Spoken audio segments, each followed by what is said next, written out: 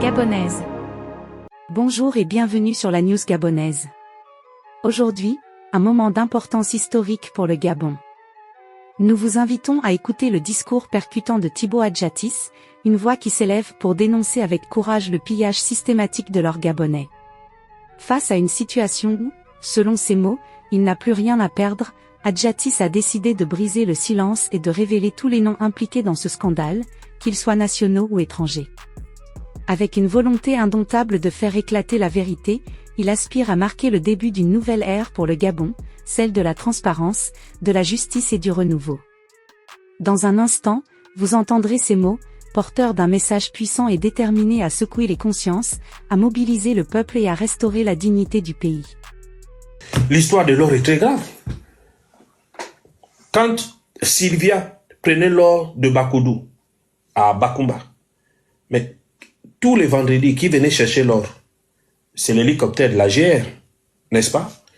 Quand Sylvia prenait l'or de Bakoudou à Bakumba, qui venait chercher l'or tous les vendredis, c'est l'hélicoptère de la GR qui prenait l'or, qui l'amenait au palais. Qui était commandant en chef de la GR?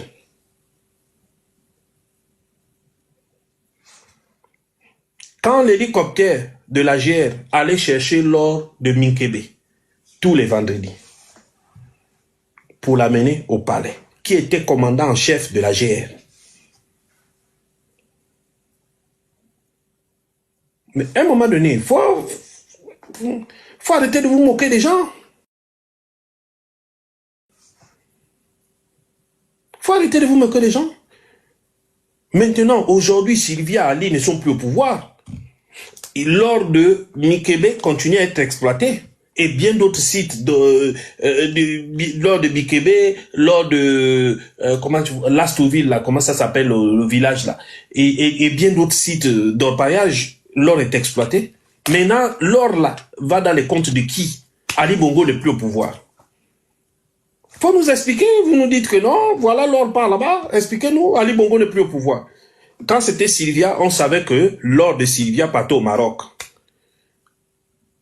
Or, tous les vendredis, l'hélicoptère prenait l'or, l'amenait au palais présidentiel, et Sylvia le faisait acheminer dans les Émirats et au Maroc, chez elle. Bon, ça fait 16 mois. Ils ne sont plus au palais. Ça fait 16 mois. On continue à exploiter l'or. De Minkebe, notamment. Bakoudou, je crois qu'ils ont fermé. Et d'autres sites d'orpaillage. Maintenant, l'or là, ça va où? C'est pas les mêmes là qui viennent vous dire, qui viennent vous montrer leur pseudo-patriotisme. C'est pas les mêmes là qui viennent vous montrer leur pseudo-amour pour le Gabon. L'or là part où?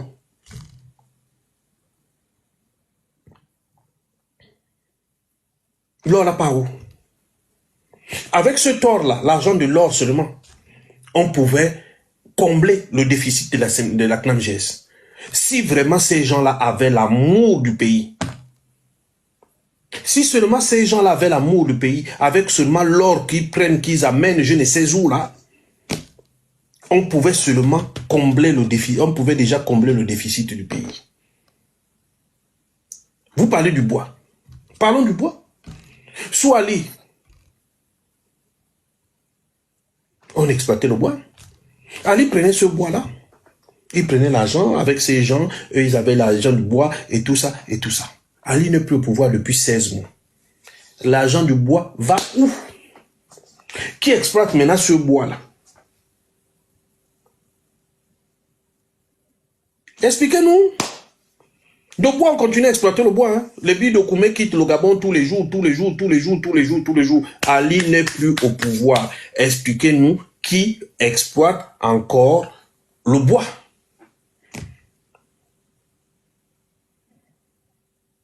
On a parlé de l'or, le bois, le diamant. On va encore parler de quoi? Mais expliquez-nous. Expliquez-nous. Parce que quand on parle, vous dites que on vous demande, eux, ils vous demandent de vous attaquer aux activistes. Parce que pendant que vous perdez votre énergie à vous attaquer aux activistes qui ne mangent même pas l'argent du Gabon, qui ne boivent même pas l'argent du Gabon, Eux, ils sont en train de faire leur business derrière. Le pétrole est là. Ils ont ouvert un nouveau gisement de gaz. Ils ont découvert un nouveau gisement de gaz à Port-Gentil. Mais demandez-vous qui sont les actionnaires.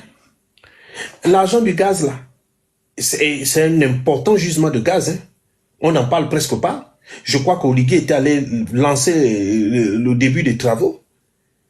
Mais c'est une manne financière importante. Mais ça passe où? L'argent là part où?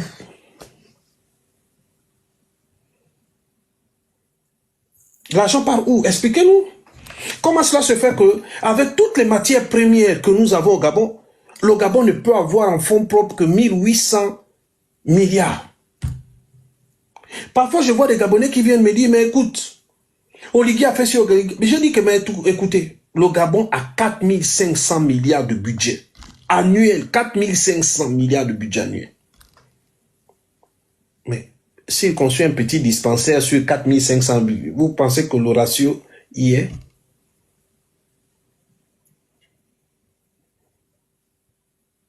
S'il construit un petit dispensaire, regardez même, vous êtes venus, c'est là où je trouve quand même les Gabonais extraordinaires.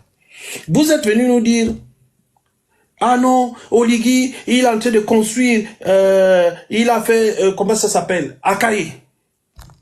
Voilà une autre bêtise monumentale. À l'époque, la route d'Akaye ne souffrait d'aucun problème. Elle pouvait abriter plusieurs véhicules qui venaient d'Ovendo dans les deux sens, qui venaient d'Ovendo comme qui partaient à Ovendo. Il n'y avait pas de problème.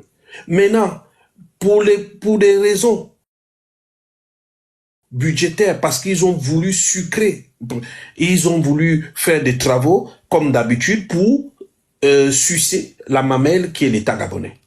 Toujours dans la surfacturation. Maintenant, ils ont rétréci la route d'Akaye. Conséquence. Maintenant, pour partir d'Ovendo, aller à Libreville, il faut payer le triple, il faut payer le triple, voire quadrupler le prix. Ceux qu'avant on payait 200, 300 aujourd'hui, il faut miser pour aller maintenant à Libreville. Pour quitter Ovendo, aller à Libreville, passer par Akaye. Parce qu'aucun taximan n'a envie de rester dans les embouteillages. Vous êtes venus nous narguer ici, qu'Oligui a fait les routes, Oligui a fait Akaye, Oligui a... La Gabonaise.